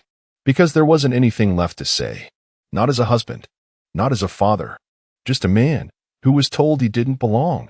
And finally, believed it. She slid the papers across the table like she was handing off a napkin she wiped her hands on. No eye contact. No hesitation. Just that smug tilt of her chin and the kind of silence that isn't empty. It's weaponized. I stared at them. 10 pages. Printed in bold, premeditated betrayal. You'll always be second, Dana said, resting her elbows on the marble kitchen island we installed last spring. Her voice was steady, almost bored. To my career. To my freedom. To real love. I didn't blink. Just let her words float there like oil on dirty water. I should have flipped the table. Should have asked how long it had been going on. Should have asked what happened to the woman I married when Nirvana was still on the charts and we ate spaghetti off milk crates in our first apartment. But I didn't. Because you don't argue with a person who's already packed their conscience in a moving box. I read through the divorce packet slowly, methodically, while she poured herself a kombucha like she was hosting a damn self-care seminar. Clause after clause about asset division, car titles, the condo in her name. She even itemized the furniture. It was clear she'd been planning this a while. But here's the thing she forgot. I never stopped being the one who reads the fine print. When I reached the signature page, I picked up the pen, same black Mont Blanc I used the day I bought her shares in that boutique she wanted so badly. The one that went under after 2 seasons of Her Vision. I clicked it once, paused, then signed. And that's when I pulled out my paper. 1 extra page, printed on identical stock. Same header font. Same footer spacing. A perfect mimic of her own attorney's formatting. Slid it right in between page 9 and 10 like it belonged there all along. It had 1 clause, written in clean legalese. and initial lines at the bottom. It read, "In the event that evidence of infidelity prior to the signing of these papers is discovered, the initiating party agrees to a financial penalty equaling 68% of total joint assets, minus mortgage obligations and tax liens." I passed the packet back across the table. She didn't even look, just smirked, sipped her drink, and walked off humming some synth-pop garbage she thinks makes her sound 28 again. That's the thing about pride. It blinds people to the details. She was so busy feeling victorious, she didn't notice I just weaponized her own paperwork. And maybe that's why I'm telling this now. Because 98% of you reading or watching stories like this, you don't subscribe. You just float in, skim the edge of someone else's unraveling life, and move on. But if this one makes your gut twist even a little, hit that button. It tells the team someone out there actually sees what we build here. Keeps the stories coming. Back to Dana. She had no idea that by sundown, her victory toast would age like unrefrigerated shrimp. No idea the clause she just signed would gut her future. But me? I knew exactly what I was doing. And I was just getting started. Her Instagram post went live before the ink on her signature was even dry. A photo from that rooftop bar downtown. Her in some glittery off-the-shoulder dress she used to say was too much for a married woman, holding a flute of overpriced Prosecco with that same little tilt in her chin. Caption, "Single life starts now, clinking glasses sparkles, hashtag unbothered, hashtag level up." 23 likes in 2 minutes. You go, girl. Finally free. New era loading. She was electric with self-satisfaction. Clinking glasses with her yoga friends, the ones who always gave me the side-eye because I wore Costco sneakers and didn't do silent retreats. Laughing like she just escaped prison, not a 25-year marriage with a man who once sold his favorite guitar to cover her first semester of grad school.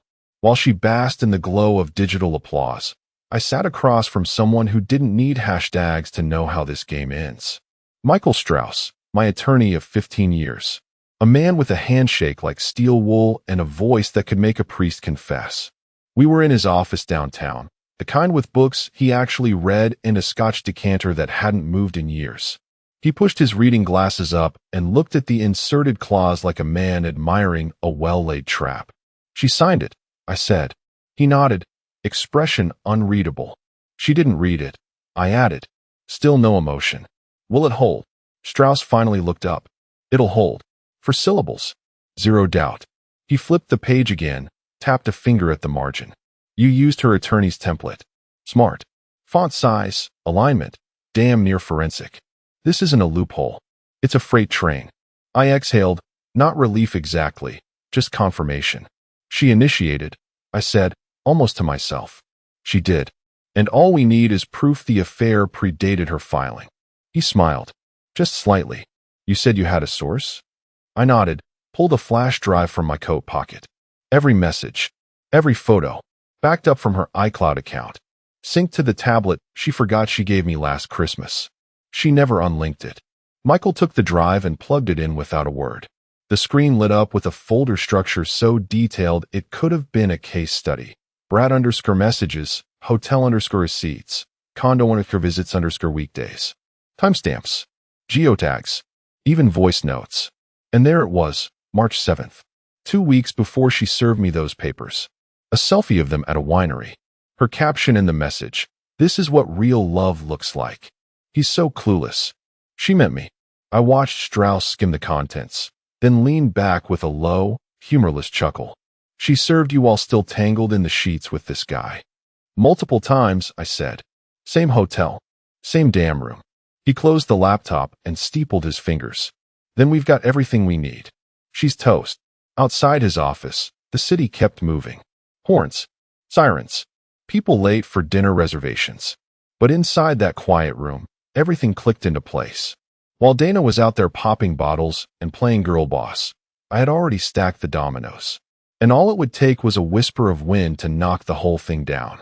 She thought the divorce was her freedom. She didn't realize she'd just negotiated her own financial execution with a flourish and a smile. And her lawyer? He wouldn't blink either. Because when the clause hits the courtroom, he'll know exactly how badly she screwed herself. Dana's new condo smelled like fresh paint and entitlement. Modern minimalist, cold as hell, like it was staged for someone else's Instagram, not real life. She had a blanket draped over the couch that still had a tag on it, and a wall-mounted TV looping muted episodes of some dating show that probably mirrored her thought process. She was barefoot, legs tucked under her, swirling a glass of red like she was in a perfume commercial. Outside, the skyline glittered. Inside, she was texting Brad with one hand and sipping with the other. Dana, he bought it. I'm free. Your next winking face. Brad, can't wait. Want to tell him we were in the hotel when he sent those flowers?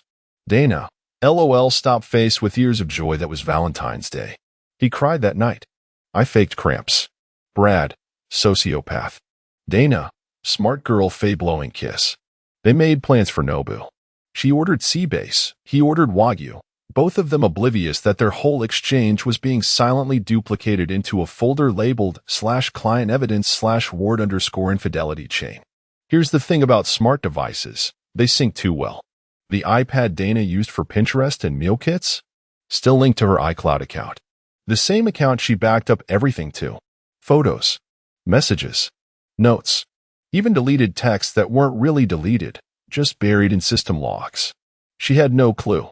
She handed it to me last Christmas, saying she barely used it and thought I could read the paper on it or something. I never used it, but my guy Darren did. Private investigator. Quiet. Ex-NSA. Works from a basement with blackout curtains and a server rack that hums like it's breathing. For the last 4 months, he's been drip collecting everything Dana pushed to the cloud. Organizing it. Indexing it. Cross-referencing check-ins, receipts, metadata.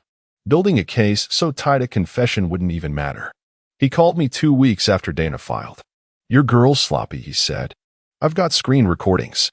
Timestamped GPS logs. Even hotel key swipe data. Same guy. Same routine. Most Tuesdays. All before she filed. I remember I was watching a baseball rerun when he said that. Didn't even pause it. Keep going, I told him. Now, I sat at home with that same iPad in a drawer next to my bed. I didn't need it anymore. I had a backup of everything on an encrypted drive, plus printouts for the hearing. The texts Dana sent that night weren't just smug, they were legally radioactive. Dana, he's a good man, but God, he was never exciting. Always so stable. Brad, stable is code for boring. No edge. Dana, exactly. Just a driver of my life, not a partner. Except that driver was steering her straight into a brick wall. And the best part? She signed the clause that made those messages the ignition switch. Every kissy face. Every screenshot. Every emoji that aged like milk. Archived. I didn't need to scream or beg or plead. She thought she was rewriting the story. What she didn't know was, I already had the final chapter. It was the kind of accidental run-in that feels scripted, like the universe momentarily decided to side with you. I was at the bank, of all places, just renewing access to the safety deposit box I never used until recently. Felt old school, but there's something satisfying about storing things in a steel drawer behind 4 layers of ID verification and a vault door that sounds like it belongs in a Cold War bunker. The clerk handed me the access slip, and just as I was signing it, a familiar voice chirped behind me. Oh my God, Warren. I turned. It took me half a second to recognize her. Amber, one of Dana's college friends. The one who used to crash on our couch during her artist phase, drinking our wine and giving Dana relationship advice no one asked for.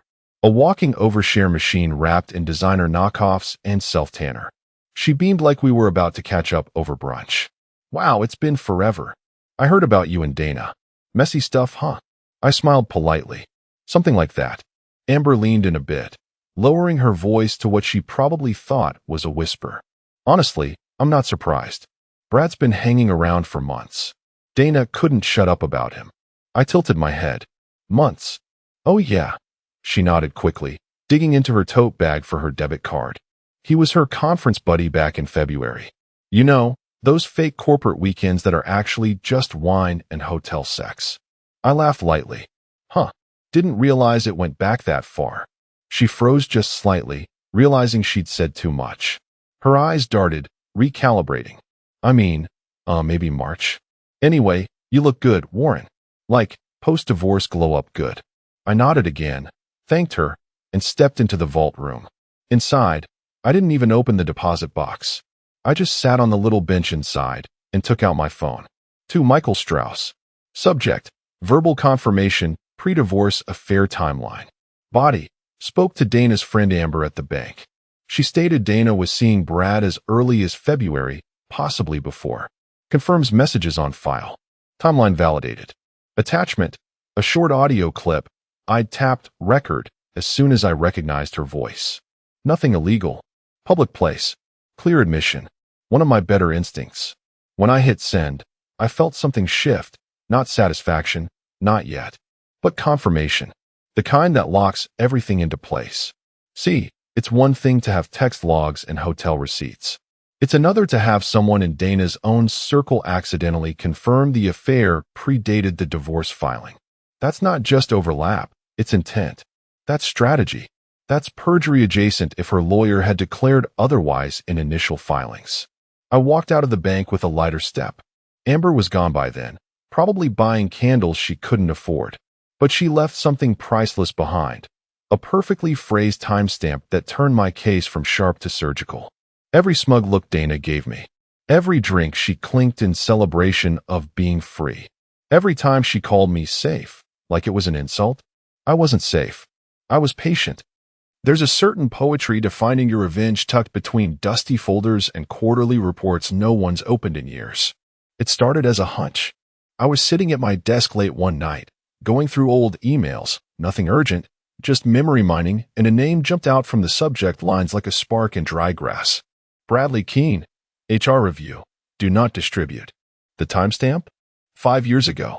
Back when I was still senior advisor at the firm, still overseeing compliance workflows before I stepped back into a part-time consult role.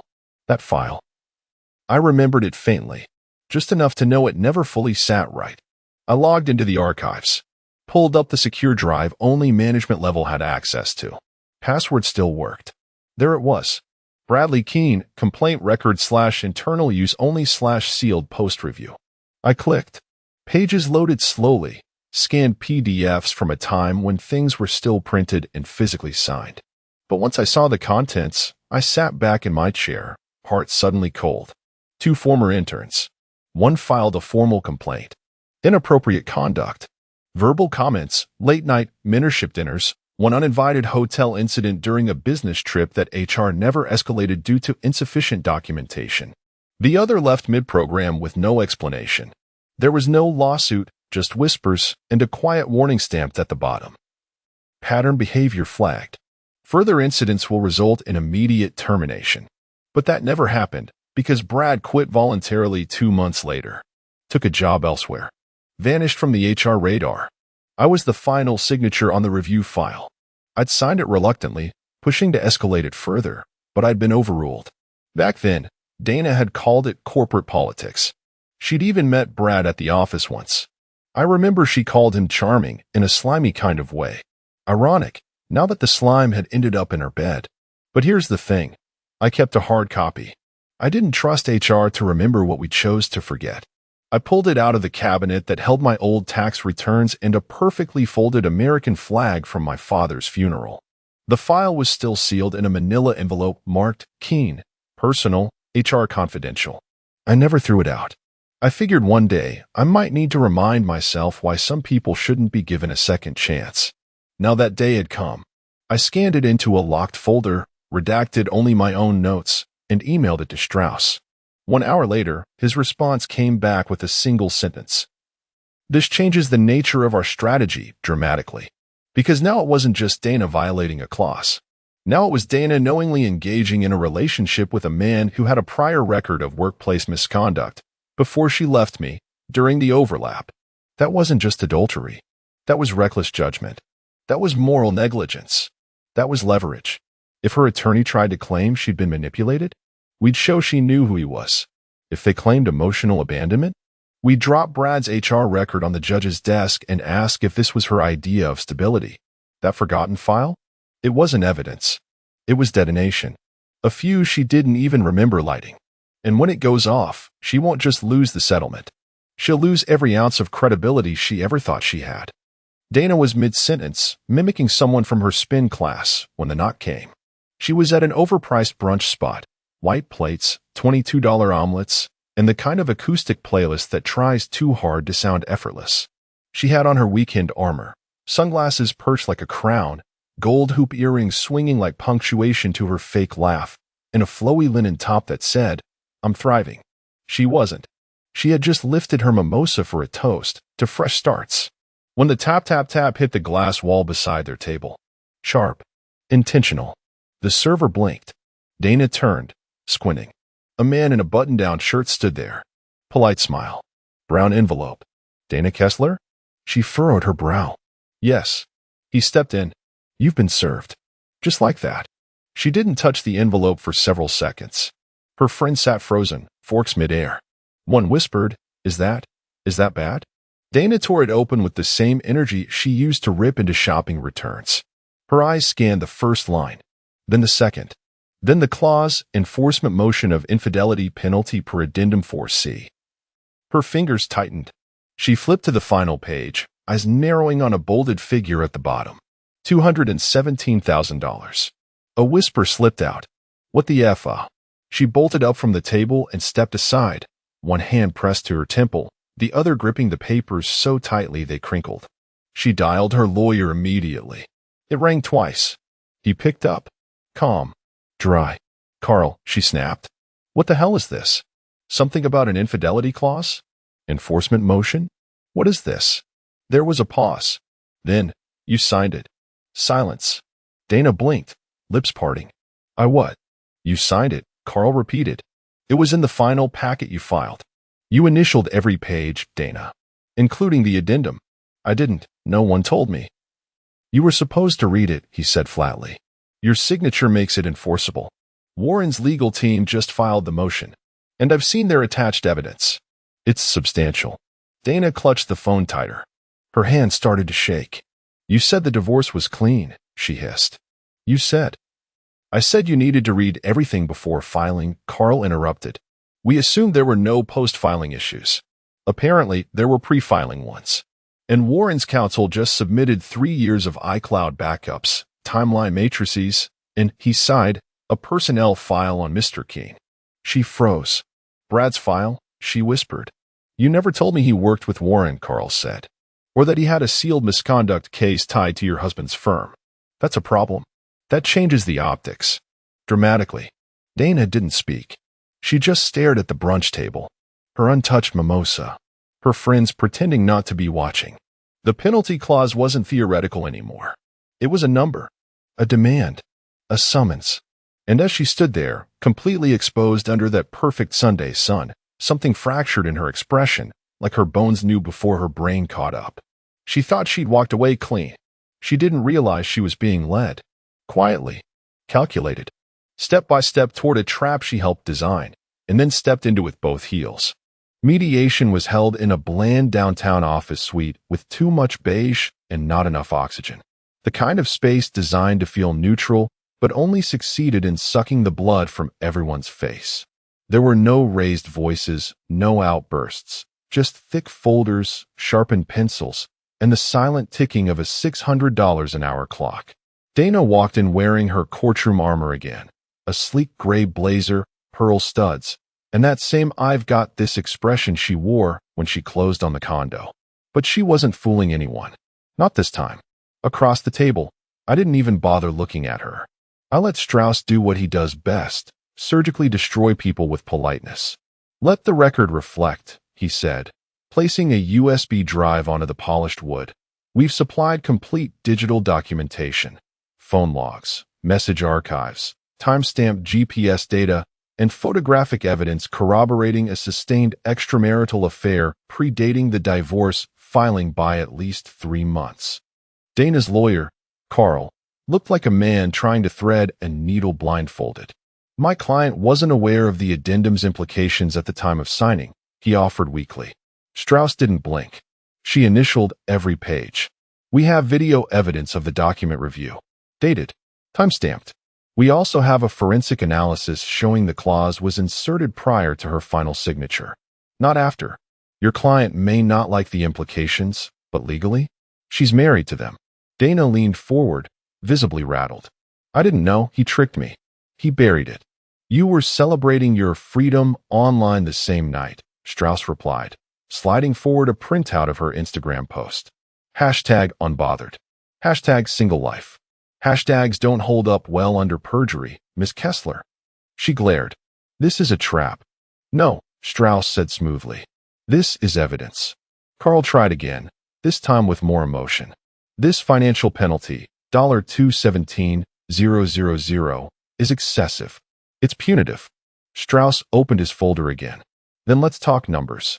He laid out a timeline chart, then a stack of annotated screenshots, then the HR file, Brad's misconduct history, the overlap in company roles, the fact that Dana had introduced him to several clients of mine during overlapping periods, creating an optics issue we could legally stretch into reputational damage. Every time she opened her mouth to protest, they answered with a page number. And then came the paper, a proposed buyout agreement, $164,000, payable within 6 months. A reduction, Strauss explained, in exchange for waiving future claims. Dana wouldn't be eligible for any alimony or asset reconsideration. No appeals. Take it. A risk court. Dana stared at it. For once, she didn't speak. Her fingers hovered above the pen, but didn't move. Her eyes flicked to Carl. He looked down, said nothing. Then came the crack. I don't have that kind of money, she muttered. I didn't think this would. She stopped herself. She thought I'd go quietly, that I'd sign the papers and slink off into the shadows like some heartbroken retiree too tired to fight. But I didn't slink.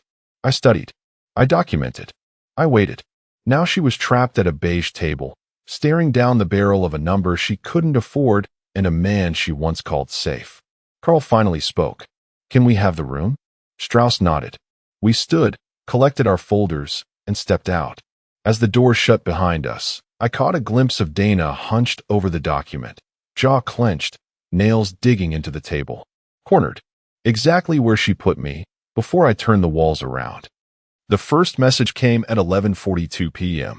Dana, if you don't walk away from this, I swear to God I'll tell people what you were like behind closed doors. 10 minutes later, another ping. Dana, emotional abuse, isolation, financial control. You really want the public hearing about that side of you, Warren?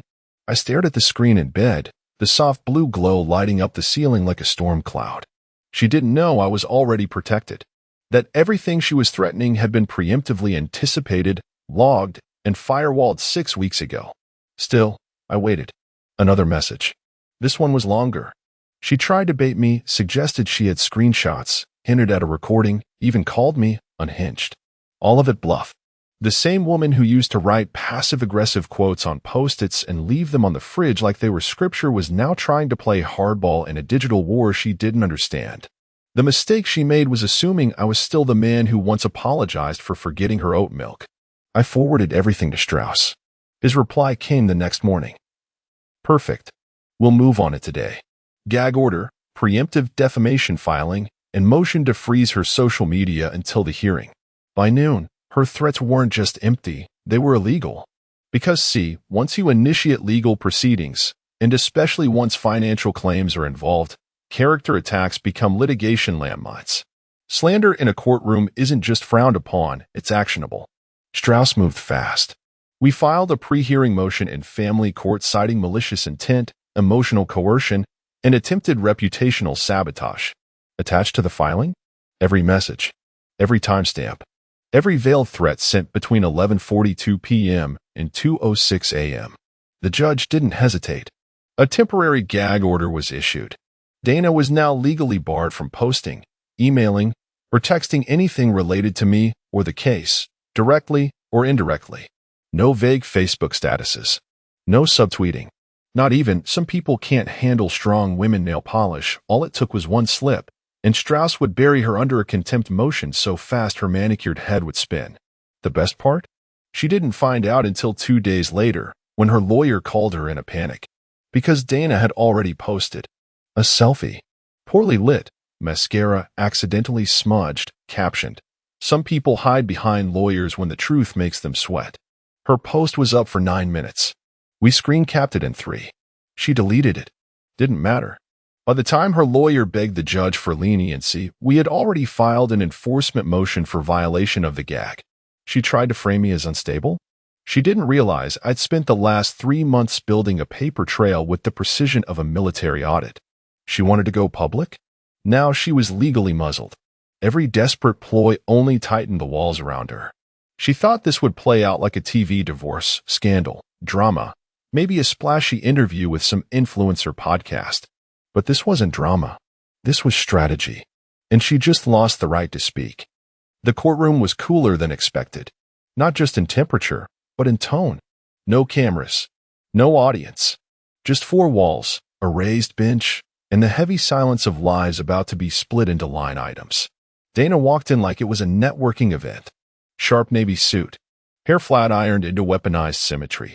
A binder clutched in one manicured hand, the other wrapped around a designer tote that cost more than my monthly mortgage used to. She smiled politely at the clerk. Gave a small nod to the judge. Even tried to smile at me. I didn't return it. I just sat beside Strauss, our folders stacked in quiet formation. No expression. No movement. Just readiness. The judge, a tall woman with ice-gray eyes and zero tolerance for theatrics, called the hearing to order. "Let's begin," she said, adjusting her glasses. "We'll review the enforcement motion filed by the respondent, Mr. Warren Kessler, regarding the financial clause under Addendum 4C. Dana's smile flickered. Her lawyer shifted in his seat. The judge continued, tone even. The addendum, signed by both parties, stipulates a financial penalty in the event infidelity is evidenced prior to the date of filing. Mrs. Kessler, did you review and initial this document? Dana blinked. I don't remember this clause. The judge raised an eyebrow. Yet your initials and signature appear on all pages. The document was timestamped digitally and physically filed with your own counsel. Carl, her lawyer, leaned forward. Your Honor, we believe this clause was inserted in bad faith. It was not discussed during initial review and should be excluded. Strauss stood.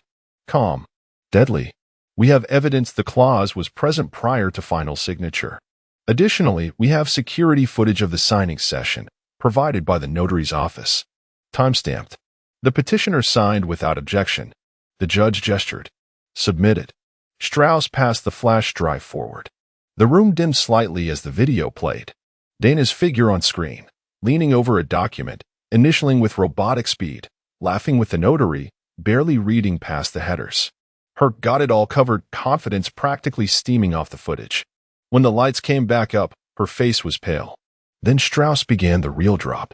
Your Honor, we submit the following supporting documentation for enforcement consideration. He laid it out slowly. First, the text logs. Printed and bound. Dana's own words. Her giggling, he bought it. I'm free. Her smirking references to hotel rooms and lies about cramps.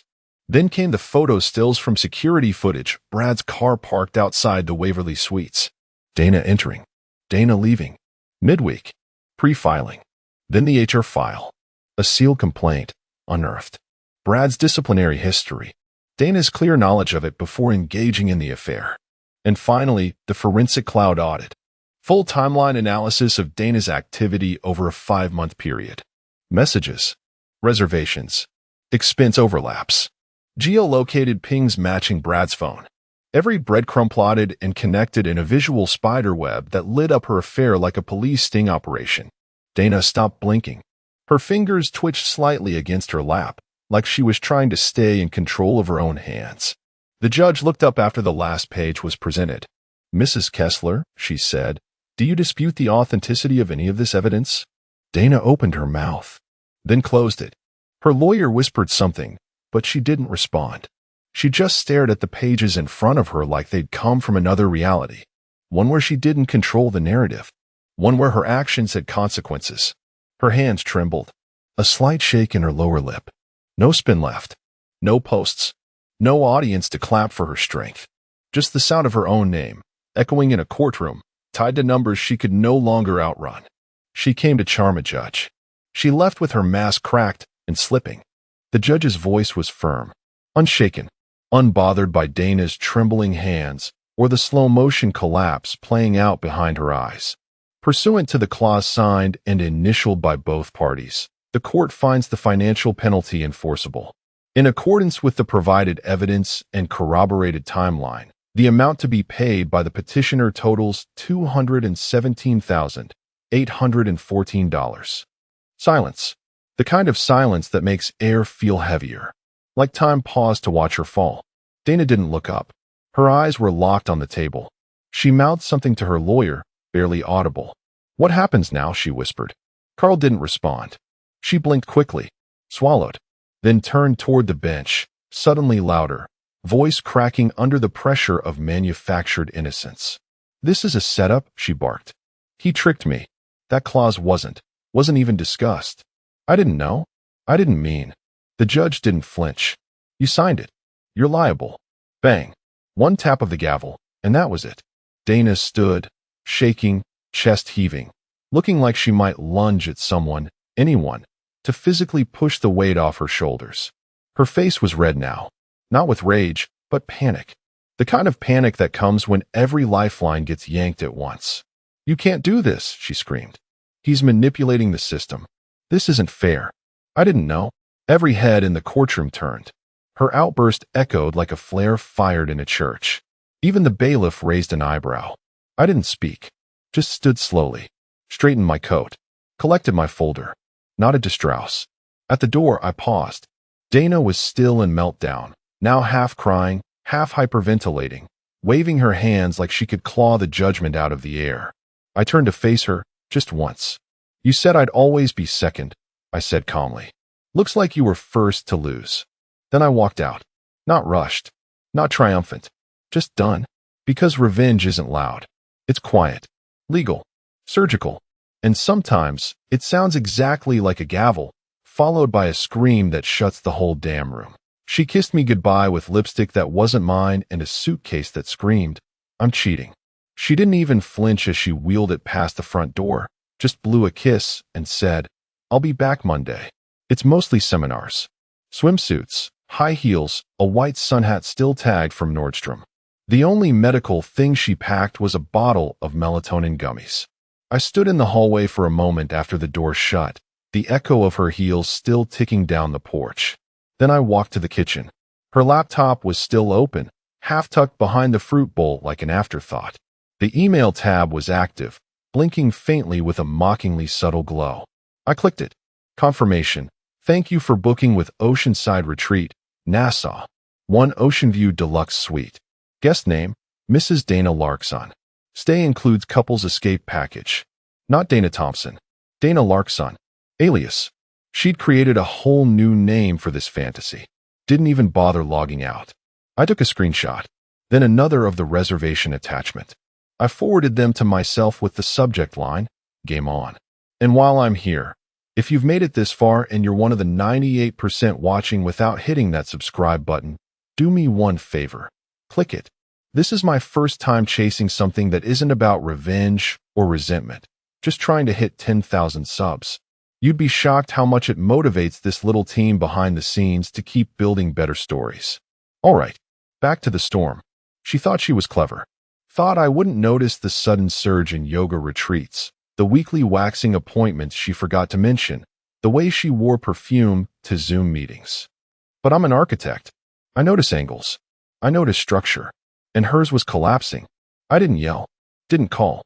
I just opened a new tab, looked up the number for the hotel concierge, and dialed. "Good afternoon, Oceanside Retreat. This is Kelsey speaking. How can I assist you today?" "Yes, I'm calling in reference to a reservation under Dana Larkson. I'd like to make a few modifications." She paused. "Are you Mrs. Larkson?" I smiled. "I'm her husband." Silence. Then chirpy professionalism. "Of course, Mr. Larkson. How may I help?" "Well, it's our anniversary. I want to surprise her. Can you upgrade the room to your best couple suite? Something with a view, roses, champagne, the whole 9 yards. And please leave a welcome note from her husband. Oh, and charge everything, including the extras, to the card on file for Mrs. Larkson." "Yes, sir. That's certainly possible." I ended the call and leaned back.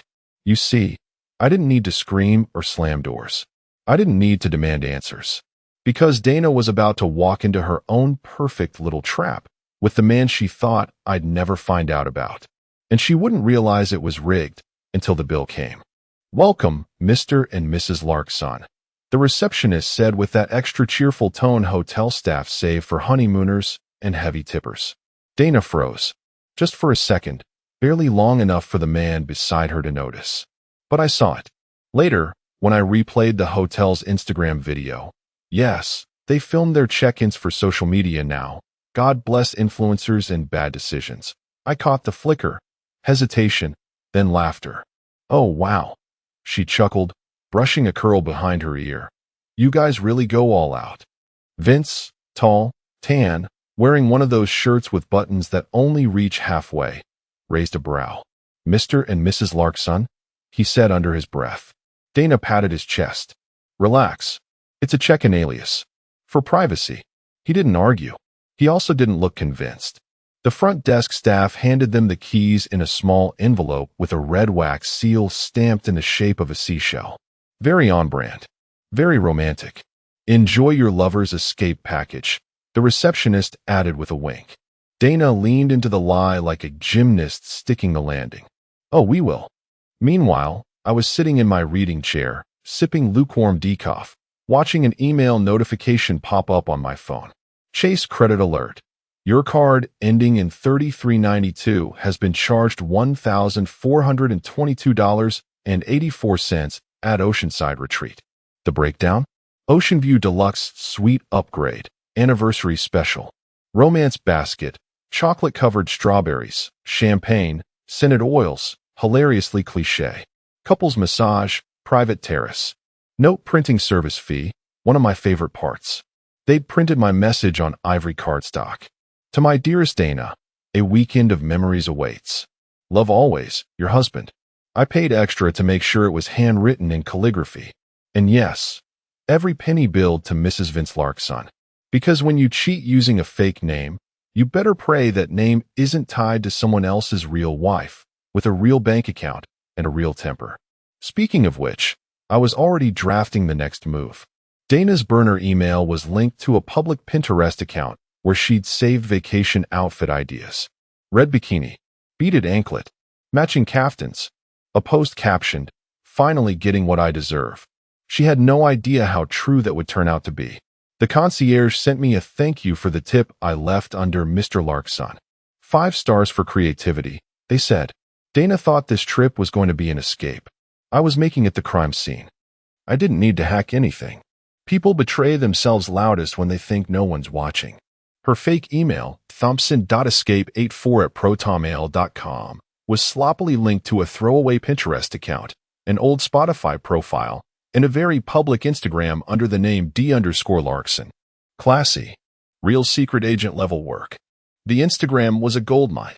Photos of palm trees, infinity pools, feet in sand selfies captioned "Earned this," and my personal favorite, a blurry picture of Dana holding a neon pink cocktail, straw in her mouth, captioned, #wife on the loose.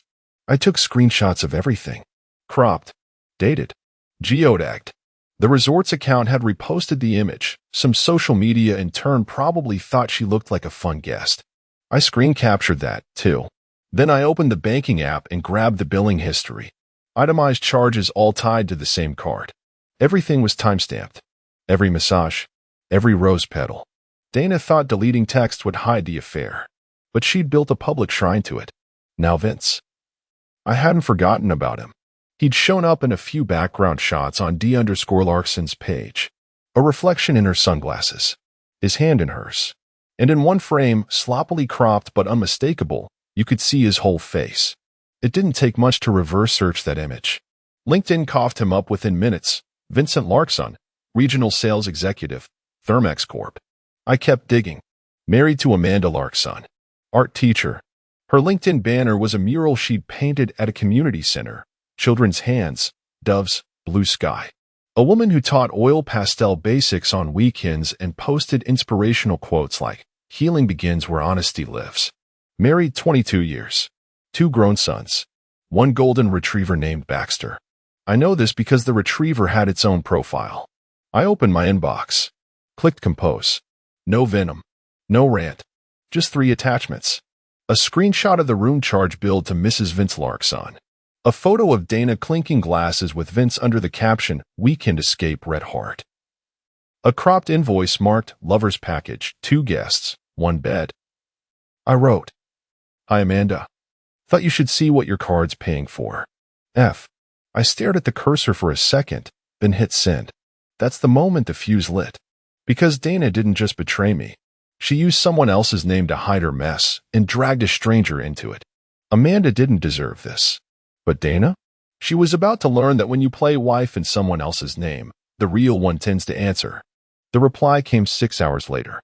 Subject line, what your card's paying for. Message body, call me. No punctuation. No salutation. Just those 2 words. I could almost hear the tightness in her throat. I dialed. Hello. Her voice was calm. Too calm. The kind of calm that's sitting on top of a mushroom cloud. This is Frank. She let out a breath that sounded like she'd been holding it for 20 years. Hi. For 2 hours, we talked. And I don't mean small talk. I mean talked. The kind of conversation that only happens when 2 people are staring down the smoldering ruins of everything they used to believe in. She told me Vince hadn't held her hand in years. That their anniversary dinners had turned into drive-through pickups. That he always kept his phone face down, like it was allergic to sunlight. She'd suspected, of course. But the extent? The hotel? The suite? And Dana? I told her about the shifts. The subtle lies. The fake work calls. The fact that my wife, could pack a suitcase with swimsuits and candlelit lingerie, look me in the eye, and say she was going to a conference on spinal inflammation. Amanda laughed at that. One sharp, bitter bark of a laugh. Men lie with silence, she said. Women lie with color-coded calendars. We talked about the masks people wear in long marriages. How easy it is to pretend, to protect the routine. How terrifying it is to admit the person next to you became a stranger while you were still setting the table for 2. Then, just as the call was winding down, she said, I'm sending you something. A few minutes later, my inbox pinged. It was a PDF, a scanned copy of her credit card statement. Everything from the oceanside trip highlighted in yellow. Room service, the boutique spa, even a purchase from a Sensual Silks pop-up kiosk near the beach. $319.94 for lingerie Dana never intended for me to see. Attached was a second file, a formal email draft addressed to the Board of Trustees, Kindbridge Women's Wellness Foundation. That's Dana's nonprofit. Turns out, Dana hadn't used her personal email to book the flight to the Bahamas. She'd used her corporate address. Because when you're rushing to coordinate a secret tryst between work obligations, you forget which mask you're wearing. Amanda's message to the board was devastatingly precise. No accusations, just documented charges, reservation details, and one line. This may not reflect well on the organization's commitment to ethical leadership. She didn't need to add anything else. Before we hung up, Amanda said, I'm not doing this for revenge. I'm doing it because she dragged my name into her lie. And I clean up my name. I said, same here. We never talked about what comes next. We didn't have to. Some people make noise. Others, like Amanda and me, we send PDFs. The sun was perfect that morning, too perfect. The kind of clear, endless blue that feels artificially bright, like a vacation ad you don't quite trust. Dana lay out on a lounger in a strappy white bikini, sipping something neon from a coconut, sunglasses perched high on her forehead like she'd just solved her life. She hadn't. She'd detonated it and hadn't noticed the ticking yet. Vince was the first to crack. He'd been scrolling his phone for 20 minutes, tapping, swiping, frowning.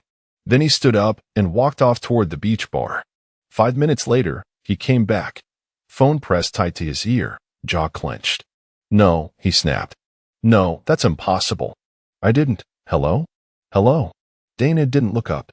Can we not have work calls today? She mumbled. I still closed. Vince ignored her. He opened his banking app again. Then again. Then he cursed under his breath and stared at her, something cold slipping into his voice. My wife canceled all the cards. Dana blinked once. What? All of them. Credit. Debit. She locked the business account too. Dana sat up slowly. Wait. What do you mean your wife? You told me. I told you a lot of things. She unlocked her own phone, fingers suddenly shaky. Notifications started pouring in.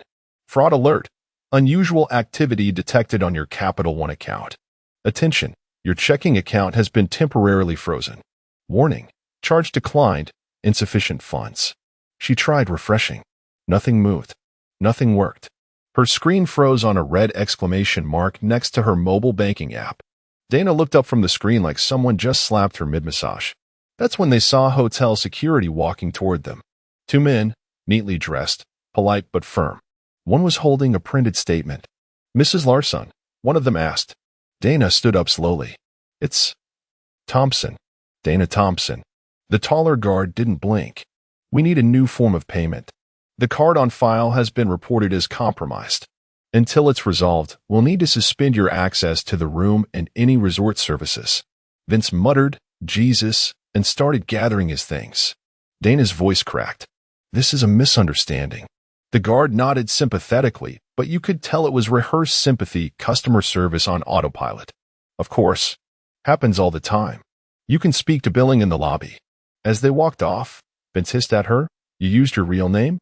"Your real name." She ignored him. Her phone buzzed again. From Amanda Larson. Subject, "Enjoying the suite?" She didn't open it. She just stood there, clutching her coconut like it was a flotation device. The sea was still. The sky cruelly blue. And her fantasy? Sinking by the second. They were escorted out with that quiet kind of firmness that only luxury staff can deliver. No yelling. No scene.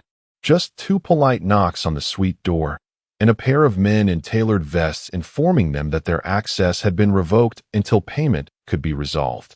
Dana tried arguing, first with charm, then with confusion, then with volume, but the front desk manager had already heard it all. "I can call someone," she insisted, holding up her phone like it was a weapon. Vince had already given up. He threw his half-packed duffel over his shoulder, muttering something about needing air, and disappeared down the hall. He never came back for her. The concierge held out her printed bill with a soft smile that said, "You're not the first fool we've seen cry in this lobby." Dana took it with shaking fingers. $2,763, it read. Most of it room service and add-ons. Most of it things Dana never even asked for. Except she did. Just not in the way she remembered. She called Frank. No answer. She called again. Straight to voicemail. "Frank, listen, there's been a mistake. I think someone's hacked." Blocked. Her third attempt came back with a cold, final message. "This number is no longer available." Panic sank into her chest like wet cement. She stood in the middle of the resort lobby, trembling under the air conditioning, surrounded by 10 strangers in flip-flops and floppy hats, each of them blissfully unaware that she was unraveling in real time. She spent that night at a cheap motel 5 blocks from the resort. The Wi-Fi barely worked. The bed had a cigarette burn through the comforter. There were no rose petals, no champagne, no ocean view, just a stale vending machine down the hall and a couple arguing next door over child custody. Dana curled up in the corner of the bed and opened her gallery app, scrolling backward through beach selfies, blurred sunsets, and bathroom mirror shots of her and Vince. None of them looked like real people anymore. Back home, Frank poured himself a drink. On the security cam, he watched Dana's sister pull up to the curb. She stepped out of a beige SUV, popped the trunk, and walked up to the porch with a cautious look in her eye. She rang once. Frank didn't answer. She looked up at the camera, then bent down, picked up the duffel bag Frank had left by the door, and carried it back to her car. She opened the back seat, grabbed a box labeled bathroom and another marked shoes. Frank picked up his phone. "To Karen, Dana's sister. Thanks. She'll need the rest soon." He watched her read the message. She didn't reply. She just closed the trunk and drove off. No tears. No drama. Just the slow disassembly of someone else's life. Dana would be home soon. Only now, there was no home to come back to. Just a house that no longer recognized her. Monday morning at Kindbridge Women's Wellness looked like any other, except it wasn't. Dana pulled into the office lot 10 minutes late, hiding behind sunglasses far too large for fall weather. Her heels clicked across the tile like they still meant something, but her posture betrayed her. The bags under her eyes hadn't been covered well. Her lips were chapped. She hadn't slept. The front desk receptionist, usually chatty, barely glanced up. Just a muttered, "Good morning," followed by sudden interest in her keyboard. Dana kept walking. She didn't know that 2 hours earlier, the board of directors had received a slim manila envelope. No return address. No sender name. Just a bold black stamp across the seal, confidential. Inside, a copy of the resort bill, addressed to Mrs. Vince Larkson. 3 glossy screenshots. Dana lounging by the pool with a cocktail, Vince massaging her shoulders, and a 4th of the room service ticket for anniversary special add-in. A printed PDF of her flight confirmation, booked under her corporate email. And at the bottom, a clean printout of an email exchange between Dana and a board assistant where she explicitly referred to the Bahamas trip as a mental reset tied to the Foundation's self-care initiative. Convenient justification. Idiotic in retrospect. No note. No accusations. Just receipts. By the time Dana stepped into the building, the senior board members had already held a conference call. The HR director, Marla, was waiting near the elevators. Dana, she said quietly, stepping in front of her, could you come with me? Dana blinked. Is something wrong? Just step into the conference room. Inside sat 2 board members, silent and stiff. A legal rep, and a packet of documents with her name printed across the top. The same ones from the envelope. No one raised their voice. There was no yelling. No dramatic confrontation. There was only a 28-minute meeting. Then Dana emerged from the room with a white folder in her hand and nothing in her face. The office had gone completely silent. Phones weren't ringing. Conversations had frozen. Half the staff pretended to work. The other half openly stared. She didn't look at anyone as she walked to her desk, took her purse, and headed to the elevator. No one stopped her. No one said goodbye. She checked the folder again just to be sure. Suspension pending investigation. Not fired. Not yet. But it didn't matter. In her field, nonprofit leadership tied to women's advocacy, this wasn't just a blemish. It was radioactive. She pressed the elevator button 3 times. It didn't go any faster. When the doors closed, she finally breathed. Not relief. Not grief. Just dread. Thick and slow, like wet cement in her throat. Because she knew. This wasn't just about her job. It was about who she pretended to be. And the kind of people who'd finally stopped pretending back.